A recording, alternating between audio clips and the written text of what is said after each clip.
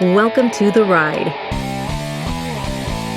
Life, Work, and Wealth podcast with your host, Kris Dureau. Years ago, Kris was a firefighter and a paramedic and witnessed many people not getting another tomorrow, and it shaped who he is now as a financial strategist. Kris doesn't just help people plan for a secure tomorrow, he helps them plan for a better today. Kris lives in Burlington, Ontario, and is an investment advisor at Three Hats Financial, a trade name of Harborfront Wealth Management, an IROC dealer. Let's get to it. Forget winter and cold, snowy weather. Think spring and warm, sunny days. Well, the change of season often prompts thoughts of reorganizing and a fresh start to everything, also known as spring cleaning. Well, welcome back to The Ride, Life, Work, and Wealth. I'm Patrice Sikora. For most people, spring cleaning probably means cleaning the house. But for Kris Dureau of Three Hats Financial, it means something else beyond the dusting, cleaning windows, or maybe even giving the dog a bath. Now, Kris, what do you want people to be doing? With spring now upon us and spring cleaning, as you mentioned, a lot on people's minds, this is actually a really good time to organize and double check your finances. Right now, people still have time. Depending on the area you're in, there's still restrictions and lockdowns in certain areas, and we still have some winter weather not making it. Bite your tongue. Yes, still not making it super easy to get out the whole day. I know I took my kids the other day for a walk and all three of them ended up on their butt at some point, and it made it really interesting. So yeah, the weather's still not making it that easy to be out the entire day, which means there's still time for other things. So once spring and the warmer weather hits, I know many people are itching to get out and do things. So the last thing on their minds at that time, especially this year, will be going through organizing their financial closet. So today what we'll do is I'll just go through nothing mind-blowing here, just 6 simple steps to just make sure that you have your finances organized and things ready for the warmer season. All right, your first one here makes a lot of sense, having a filing system for your finances. But I hate to say it, my filing system is that pile of paper over there. Yes, over the years, I've had a couple people, their new clients come in and they literally bring a shopping bag and just dump it on the boardroom table. Yeah. And they're like, I've been meaning to get around to this. And I'm like, well, you're in your late 70s. I don't know how much longer you were waiting to do this. This is something that should be done all the time. But I get it. Life's busy and people they'll just procrastinate. It's very simple human nature on things you just don't want to do. First one, filing system for your finances. So whether you stash receipts, bills, and folders, or especially nowadays, you file them electronically in your computer, most important thing is to keep all the paperwork related to your personal finances together in really just one safe place.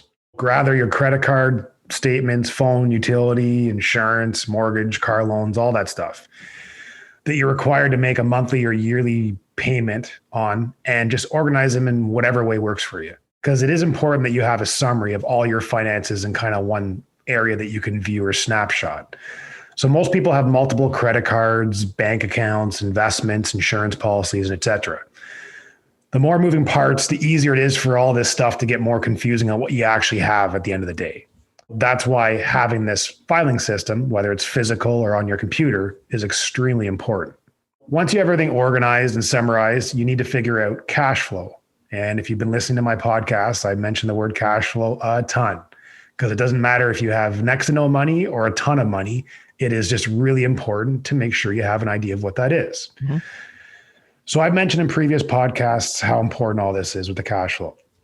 One example I use a lot is business owners. When it comes to their business, they know how much money is coming in and how much is going out of their business, because that's an absolute must for their business to operate efficiently. Well, people's personal finances are not any different. You must know what your cash flow is, but a lot of people have never gone through this exercise. Yep. And I mean a lot, because I ask that question to every new client coming in. And I'm more surprised than not when people are like, yes, I have done that. And I have gone through all my cash flow. And here is my monthly expenses. And here's how much is usually is left at the end of the month. I just know from experience that not everyone does this. Most people go by the seat of their pants, and they have money that goes in their bank account each pay. Life goes on. don't really know their expenses, but they figure they're okay because they don't have creditors calling them and everything else. Right. But they really don't know it at a deep level. And they just hope at the end of the month, there's some money left. That scenario, if a business owner was doing that, they'd be in big trouble. You couldn't run a business effectively or efficiently very long with that manner. But people's personal finances shouldn't be any different. I tell people that their checking account is basically like an operating account for a business because it's your family's household cash flow, and it needs to be treated like that. I've even had business owners that could tell me exactly what their businesses were bringing in and what was going out. And then as soon as I moved to the personal finances, I have no idea. I don't know. But I can tell you about my business. And I'm like, that's a huge disconnect, but it's actually very common. It shouldn't be treated like that. That's just the point I'm trying to get across here. Okay. Now you're talking about a filing system here. Just to jump back quickly, how long do you need to keep records like bills and receipts? Well, it depends. If you're filing for income tax purposes and stuff like that, obviously you need it for a year. And if there's audits, they say that you can be audited up to about 7 years, which is pretty significant. So it just depends if you're writing that off for your taxes or not. Okay. As far as cash flow, really, you're just trying to get an average and things like that. So you don't keeping them for a year and getting an average is more than long enough. Just depends. Like I said, if you're writing it off for taxes, it's a completely different story. Okay. For anyone that is listening and you haven't done this before, you can go to my website. In the top right corner, there's a section that says resources, and there's a cash flow sheet there that you can download and use. And there's all kinds of ones on the internet too. This is just the most simplest one that I've found. So it's there for you to grab if you need it. And that's threehatsfinancial.ca, correct? Correct. And then you can print it out old school, or if you want to save it to your desktop and do around a 3 months average, that is good, because I tell clients, this is to give me an idea. It's never going to be 100% accurate every month because different things happen every month and different seasons, but it will at least give you an average, and it'll let you know the cost, the essentials each month, and give you a very good idea on what you're spending overall and what your overall cash flow picture looks like. Okay. Also, it will also just give you peace of mind and help significantly when you need to make decisions on purchases and expenses. If you have a clear picture of this as well, it's important that you can get information from this, because you'll hear the common financial term, you have to pay yourself first. And what that means is you should have a portion of your paycheck going to savings and investments every month, but you can't really figure that out unless you know what the cash flow is. Mm-hmm. So anyways, enough on that. That's tip number 1. All right. How about number 2? 2, reviewing your investments. Whether you're on your own or with an advisor, you have to be doing this for sure.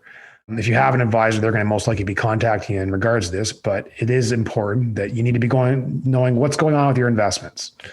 This last year has been an interesting one, to say the least, for markets. But after this year, how have you done? Where are you at after this? When did you last review the asset allocation and the risk level? Meaning, what's your money invested in? What sectors? Mm-hmm. And how much risk do you have? I find new clients, when they come in, depending on if they had advisors or not, a lot of people are very confused on the risk that is currently in their portfolio. It's just really important to make sure that you understand that. And if you're told that you're just in a balance or a growth portfolio, we'll just ask a little bit deeper on that, well, what does that mean exactly? Like, tell me, in the last 4 years, what's the worst that's gone down? What's the worst it's gone up? So I know what to expect. Because I just find that people coming in and stuff like that, a lot of them don't really have a deep level idea of what their actual risk is. So important to know that, so your expectations are realistic with it. And I think you also have to help them understand their appetite for risk. They may think it's something totally different from what it really is. Exactly. Simple way of that too is, instead of using percentages, if your portfolio goes down 5%, how does that make you feel? Right. A better example is using dollar signs versus percentage, just little things like that. But yeah. Anyways, also if your comfort level has it changed over the last year with the new world we live in, because maybe that's changed your risk level. A lot of things are different with the current environment we're in, and you just want to double check that. The other thing is, I won't get too deep into this because that would be getting into like an investment podcast on its own, which we'll get into later. Okay. But the current environment is there's very low interest rates right now, which is great for debt, not great for the fixed income side of portfolios. Yeah. A lot of people forget that because low debt, great. My mortgage, my line of credit, businesses can borrow more. It helps the economy. And yes, on that side, but on the other side of wealth management and the fixed income side of portfolios, got to be really careful with that. It's important to be evaluating risk within the portfolio since these low interest rates have affected, well, if you're a balanced portfolio, it's going to affect close to half your portfolio. Yeah. And you may need to be making some adjustments to still be hitting those goals and expectations in regards to your portfolio performance. Makes absolute sense. Yeah. So the next thing is just rebalancing the portfolio. The market, well, last March was one of the fastest market drops in the history of the stock market we finished the year for most people positive. That's quite a shift in 1 year. Just want to make sure that the portfolio is still balanced. And what I mean by rebalanced is it's still weighted equally on how you originally set it up. Because when there's significant market fluctuation, it can throw that off. Right now, which is what we're doing. We're going through all our client portfolios and having these discussions since we feel right now is a very good time to be rebalancing with everything going on. Right. Time horizon. So with your investments and portfolio, like a lot of things in life, there is a time horizon. You have to make sure that that is still aligned properly for what you want it to be. Because has your time horizon changed? And what I mean by that is, yes, personally, people's time horizons will change for a number of reasons. If they're retiring early, health, all this stuff. But this last year, just from dealing with my clients, it's made people think a lot differently in regards to their long-term plans. Maybe they want to retire earlier because of what happened. Or maybe now they're like, well, I can work from home. I want to retire later because I actually don't mind my job. I hated the commute and now that's gone. Or maybe you have a lot of people are like, well, this has just taught me to appreciate a lot more things and live life more. And we're buying a cottage or we're going to move to the country or do something like that. We've been finding that people's time horizons, especially in the last year, has changed in regards to some of these examples I just gave you.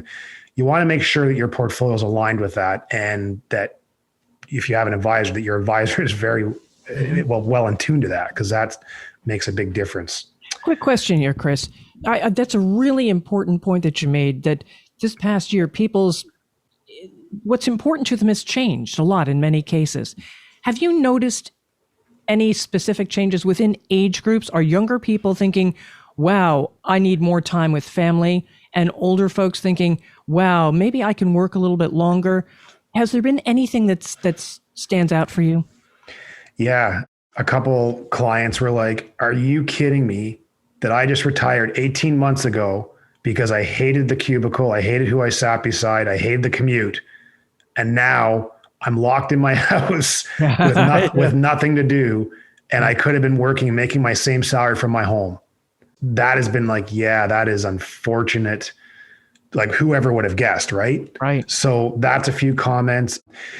Younger people for sure. Actually, I was just typing an email to a friend of mine, as also a client, and I was just saying to him, I go, because he was saying, wow, this just really kind of slowed us down and reset things to make us think like, what were we doing? And I said, Tina and I, my wife, before COVID hit, we were going to 14, not exaggerating, 14 sporting events a week for our 3 kids. And that didn't include my martial arts or Tina's hockey. Wow. And we were like, how the heck did that happen? How did you do it? Just basically a lot of up and down. Like we'd be passing each other all night up and down on the highway because Tina'd be going one way, I'd be going the other, and we're dropping kids off at soccer domes, hockey rinks, all that stuff. So it was, but then we never meant to do that. Actually, before we had kids, we agreed that none of our kids were going to do rep sports. And here we are, 2 of the 3 are doing rep sports. So it just happened and you just get caught in it and you don't even realize it. So yes, personally myself and a lot of other clients, it's just really made them think like, what were we doing? And we got to be really careful that we don't fall back into that once things somewhat start to normalize. Yeah. So another area, which might not seem like a problem to people, but it's just these interesting things with wealth management that have come up this year because it's a very different world we live in right now. Another area that relates to this is we are seeing people with significant amounts of cash in their bank accounts. Now, I know that a lot of the population has lost jobs and had a very tough time, which is extremely unfortunate. We've had family, friends, and clients go through that. But there's also another side. And the other side is people that their incomes didn't change or actually went up in this environment. They just simply can't spend because of canceled trips and just simply not being able to go out and spend during these lockdowns. And we've noticed a significant difference in that this year. If you know you're not going to use that money for a while and it's building up in your bank account, earning nothing, since due to current interest rates, high interest savings rates are very, very low. Right. Mm-hmm. If you know you don't plan to touch this money for a while, you've got to figure out options on, do I leave it there or do I look at putting it somewhere else because I know I'm not going to be touching it for a long time and adding it potentially to your portfolio, which means when you add it to your portfolio, it doesn't mean it has to be aggressive. You can take it, you can put it in a completely different fund for the rest of your portfolio that is just more conservative. It doesn't go up and down as much. At least it's earning you something. Yeah. And because it doesn't have to be all or none, meaning it's going to just jump up and down with the markets like crazy. But for clients, even in like a tax-free savings account or a non-registered account, we can earmark certain amounts for different things. And that means it's going to be in a different fund for that situation. But at least it's earning them something. You have to go through your risk level and all. There's a bunch of other factors in that. But the point here is that you want to make sure that you're not just getting comfy with it. Like what I mean by that is I know there can be a nice comfy feeling. And I explain this to my clients. If you have $50,000 or $100,000 in your bank account, that is a lot of money not doing anything. Yeah. And actually you're losing on that because now you're exposed to inflation risk. I won't get into like a whole bunch of terms, but this is important because people always know market risk. If I invest, I can lose my money or some of it. There's pros and cons to everything. And the money sitting in a bank account is now exposed to inflation risk. Mm-hmm. So what that is your money is not keeping pace with the rate of inflation. So now that money is actually losing its purchasing power, and that's a risk. The bank definitely likes that you keep it there, but you have to ask yourself, is it your best interest to keep that entire amount there, especially for a while? With a lot of my clients, it's not even just that amount's sitting there, but then every month it keeps building up because the incomes just keep adding to it. It's just something to think about. Like I said, it may not sound like a big problem to people who are like, wow, okay, you have a whole bunch of money sitting in your bank account, but it is a problem. And there is risk to even doing that.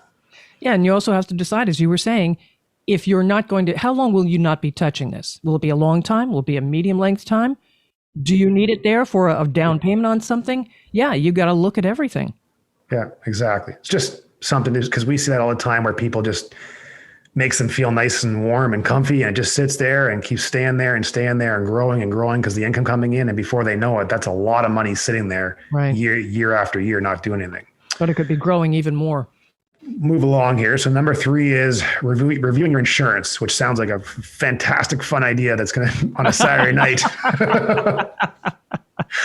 But needs to be done. And hey, this is kind of a gray and dreary time right now. So let's better do this than when it's nice and sunny out. So well, when you talk insurance, are you talking life insurance, auto insurance, homeowners insurance?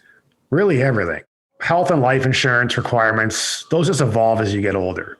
And it doesn't matter how old you are. It's just important to be reviewing it. So someone with a spouse and a child likely will need more life insurance than an unmarried person living alone.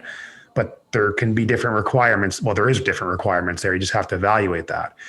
So you need to research how much life insurance you need, first of all. And you can find many life insurance calculators online, which is a good idea because then it just gives you something on the screen that you can plug numbers in and stuff that you wouldn't think of. Many couples with this, younger couples, they just get mortgage insurance because they get the mortgage from the bank. The bank can only really lend them mortgage insurance enough to cover the mortgage. And they think, okay, I'm protected. I can tell you right now, if you have a mortgage and young kids, I don't need to see your financial picture to a certain degree. It's not enough unless you have a whole bunch of money in the bank account. Because here's an example. Let's just use simple numbers. Both spouses make $50,000 each, $100,000 coming into the household. one dies. Do you think that 50% of the expenses have died along with that one individual? No. No, not even close.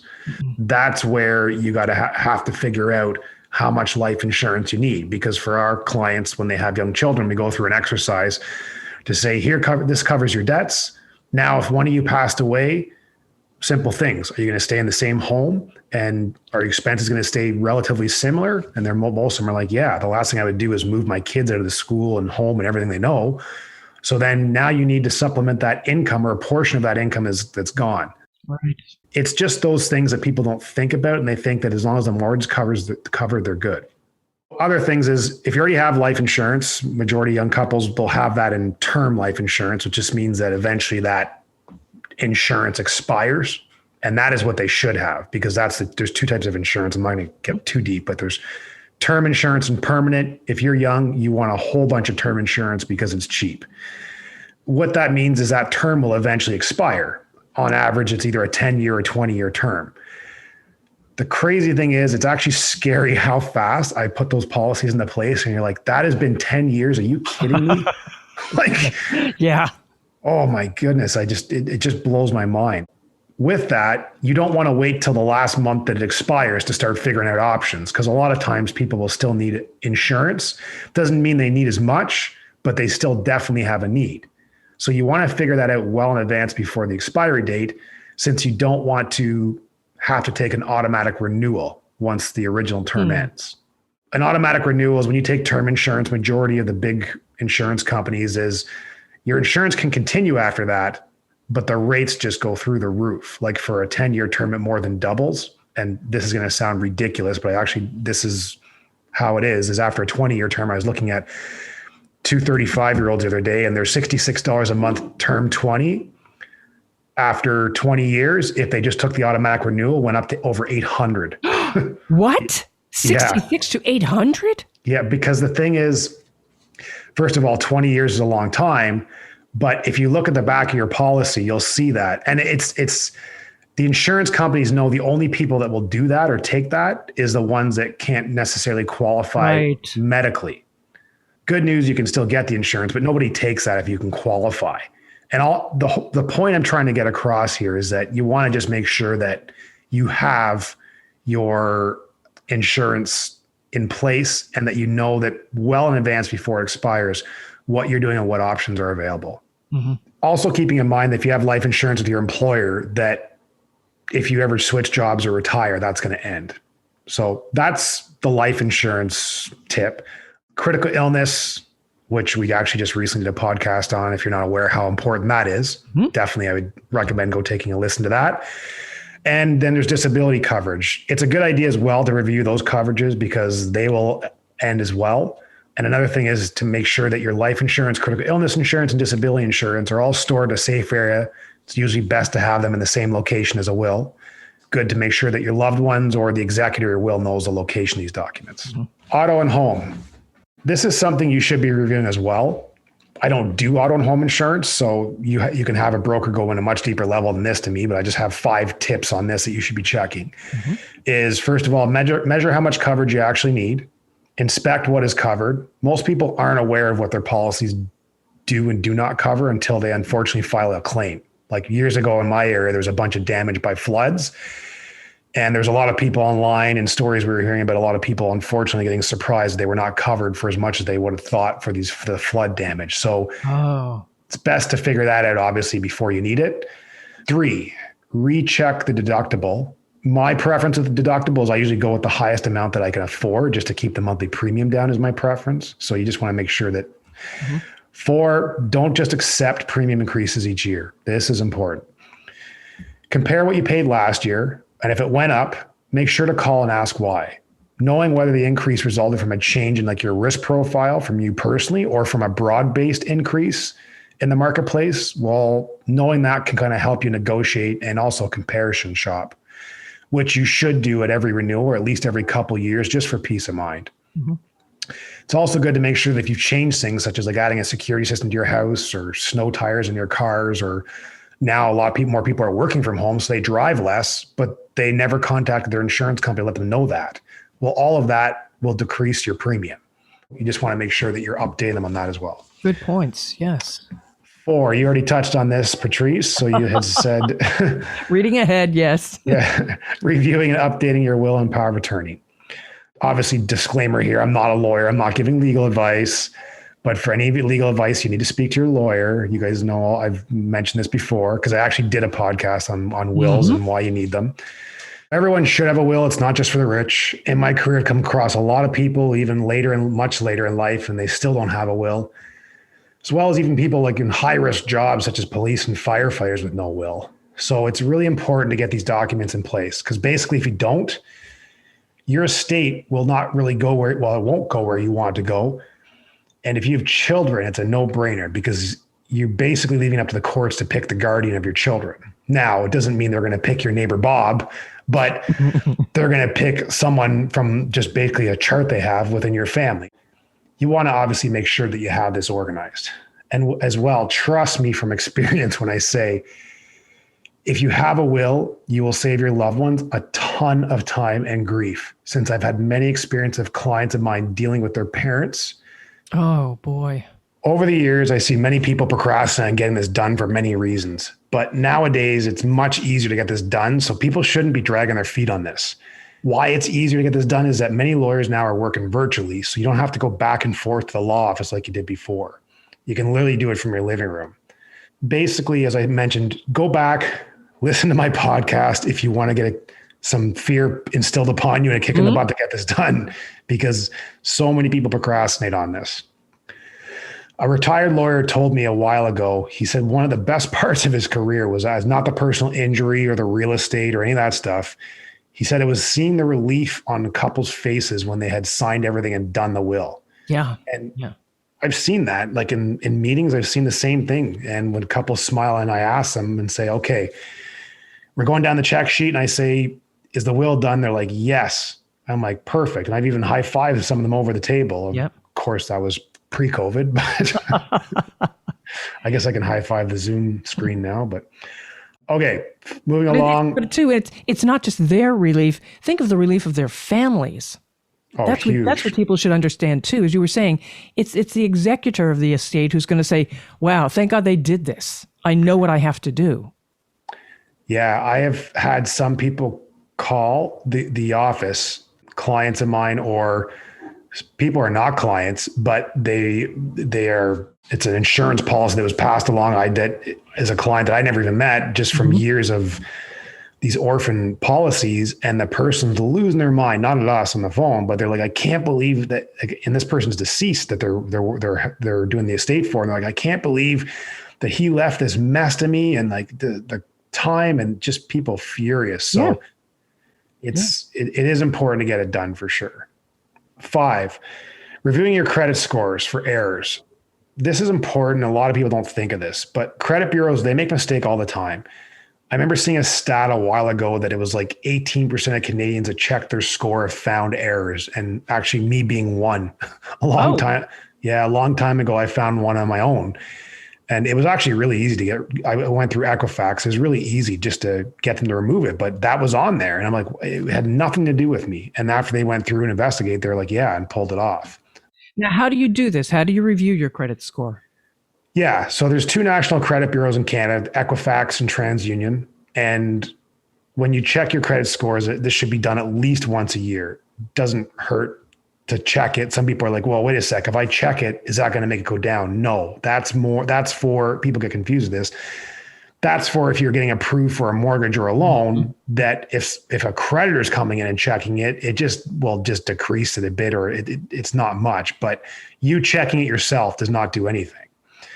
I'll get to that in 2 seconds, Therese, and how to get that. But once you've fixed any errors, back to your question, Patrice, is first of all, you can sign up. There's a bunch of different institutions and how you can get this free. I know TransUnion and Equifax, you can Google them, or just in Google free credit score, and you'll be able, companies will come up. National credit bureaus, they have services like Equifax. I know has one for $4.95 a month, where it notifies you if there's any changes in your credit score or any suspicious activity. That's really important. And like less than $5 a month, but you can also, like I said, you can get a free one. You can pay $24 to get an in-depth one. Just important to note to check that for errors, but also if there is any fraud, it's going to show up there right away. So that's why it's good to definitely check that. I actually was speaking to a client like literally last night. He was just going through this with me. He had a credit card he didn't use very often.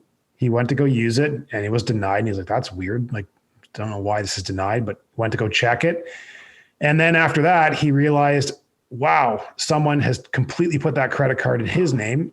Oh. Started realizing not all his bills, but certain bills were now not getting mailed to his house. And he goes and calls the companies. They're like, well, it's being mailed to an address in Hamilton. He's like, I live in Oakville.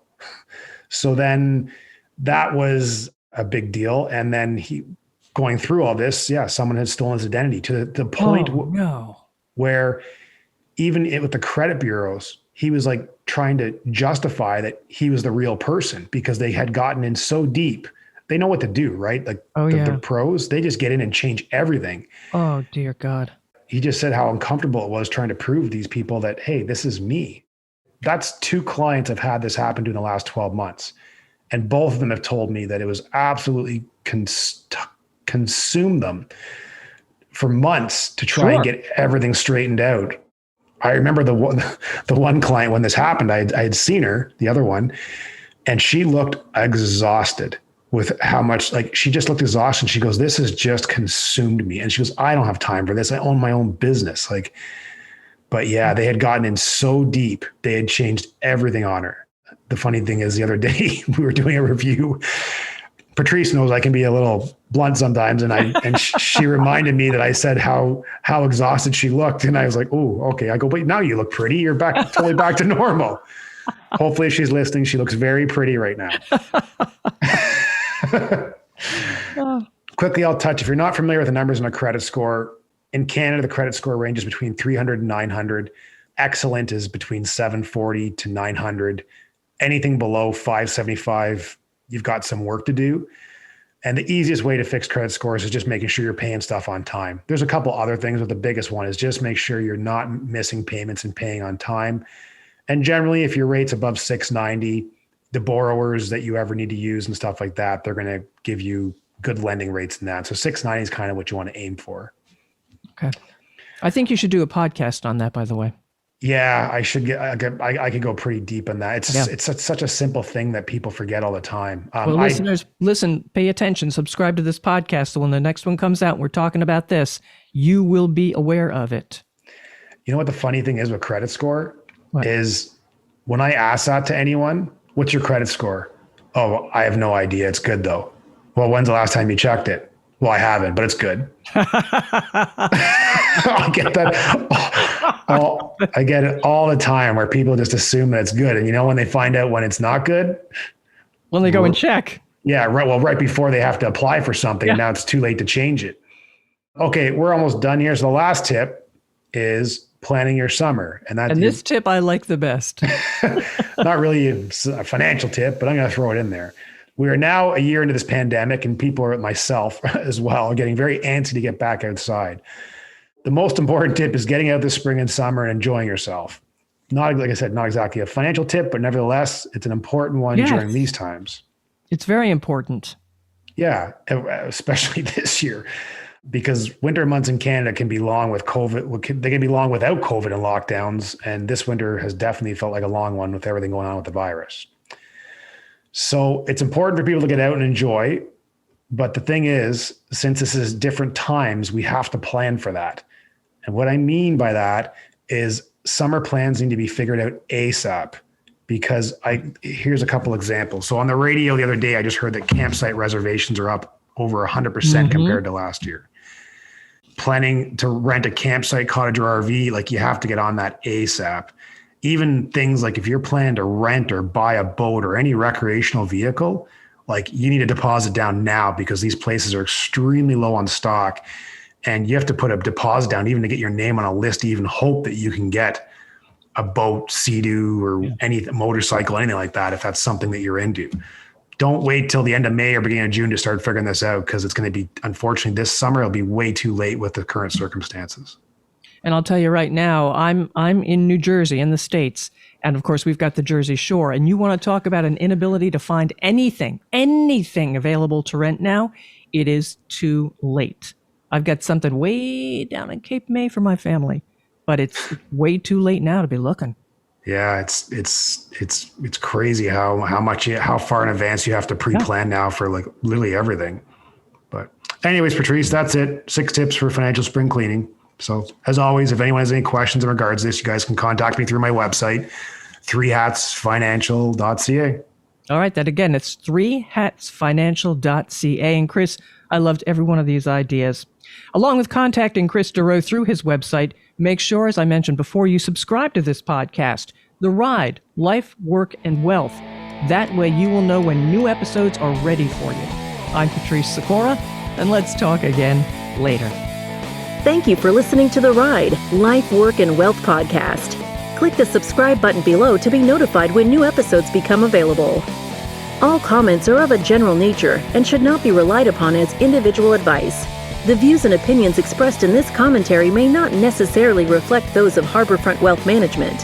While every attempt is made to ensure accuracy, facts and figures are not guaranteed. The content is not intended to be a substitute for professional investing or tax advice. Please seek advice from your accountant regarding anything raised in the content of the podcast regarding your individual tax situation.